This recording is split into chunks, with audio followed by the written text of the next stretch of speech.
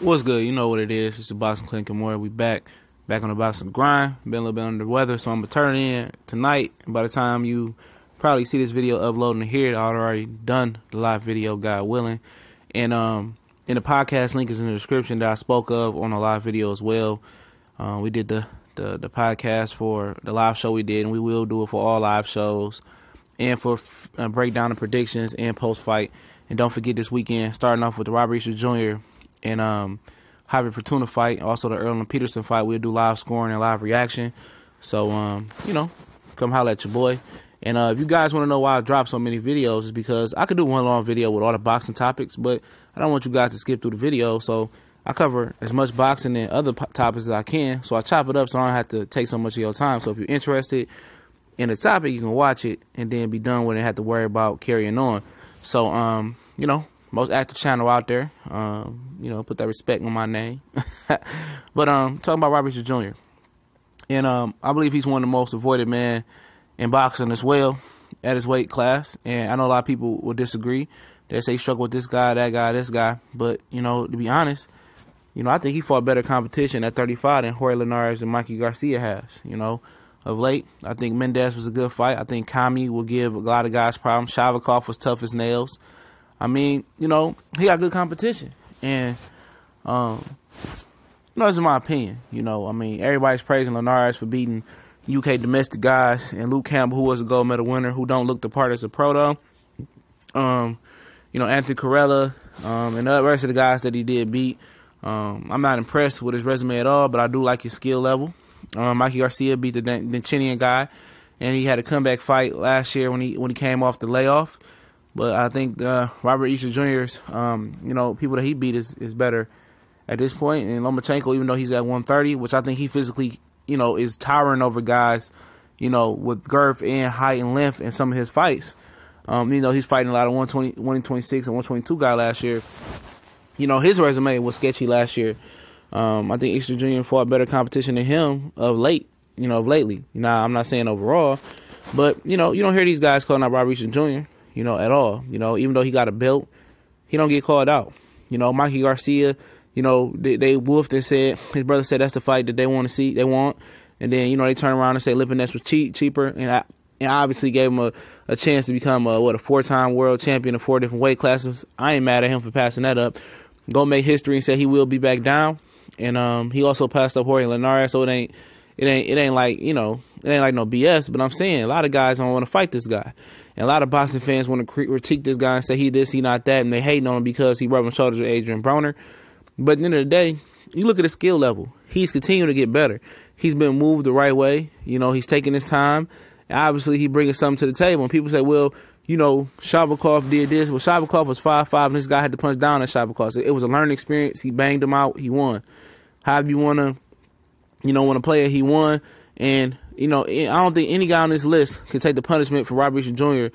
as consistently as Shavakov did, that night. If any of these guys take those same shots, I believe they get knocked out, in my opinion. And a lot of people don't want to believe me on that, but that's my opinion. But a lot of these guys won't be in a position to take those same shots. You got to find a way to come in on Robert Easter Jr. Of course, it's stopping people from fighting Robert Easter Jr. because it's height and reach, yes. But not only the height and reach. People don't understand. This guy's still learning on the fly. The balance that he has, the coordination that he has. He's not one of these tall guys that's sloppy. He's very coordinated, got good feet, got good punch output. And a lot of people trying to associate his game with Adrian Broner, which they're totally different. This guy will punch. He got a good jab, a good right hand, good hook. He's a very, very good fighter. And he just needs the opportunity to show that he can fight on that level. And none of three of them guys want to give him an opportunity. Even Terry Flanagan, they not calling this man out. But the fans will critique this guy. Say he this and not that. Well, if he not that good, and Mikey Garcia trample him, or Jorge Linares will trample him, or Lomachenko a dog walking, why none of these guys stepping up? You ask these other fighters to move up and weight. It's obviously nothing for Lomachenko to do at 130 no more. Do we want to see the Birch fight? Absolutely not. We're not going to see the Tank fight. We don't want to see Tevin. Corrales lost his belt to some guy. We might want to see none of them fights, man. Move up to 35. You supposed to be pound for pound. The Boxing Writers Association of America, whatever it's called, gave him the 2017 Fighter of the Year in Lomachenko, which is criminal. And that just shows you the biasness in the sport of boxing. This guy did not deserve fighter of the year. Let's keep it real. He fought 2 guys that was below his weight class, and the guy he fought at 130 was the guy only had like 4 or 5 amateur fights who ain't really did nothing. Like, come on, man.